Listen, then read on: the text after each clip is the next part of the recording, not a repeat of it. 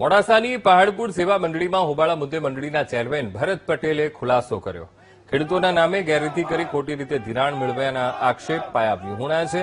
સાથે પણ કહ્યું ડીએમઆરમાં સભાસદની સહી સાથે જ ધિરાણ ઉપડે છે। ચેરમેન કે સેક્રેટરીને ધિરાણ ઉપાડવાની કોઈ સત્તા નથી, આ સ્પષ્ટ આપી। સાથે એ પણ કહ્યું કે અમને બદનામ કરી કાદવ ઉછાળવાનો પ્રયાસ કરાયો છે।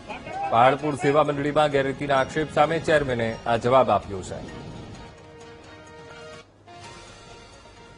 જે આક્ષેપો સેવા મંડળી ઉપર કરેલા છે, સભાસદોના સુનિલભાઈ કરીને એક ગામના વ્યક્તિ છે અને ગામના સત્તાલાલસુ માણસો જે નિવેદનો કર્યા છે, જે મંડળી ઉપર જે આક્ષેપો કર્યા ધિરાણ બાબતના, એ જે તે મંડળીના ધિરાણ હોય છે તે ડીએમઆરમાં પોતાની સહી કરીને ધિરાણ ઉપડે છે, ના કે ચેરમેનની સહીથી ધિરાણ ઉપડતું હોય કે સેક્રેટરીની સહીથી ધિરાણ ઉપડતું હોય।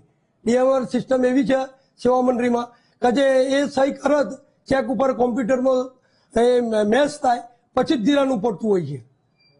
એટલે એ વાત પાયાવિહોણી છે અને અમને રાજકીય રીતે અમને પેલા એ કરવા માટે આ લોકો કાદવ ઉછાળે છે અમારા પર।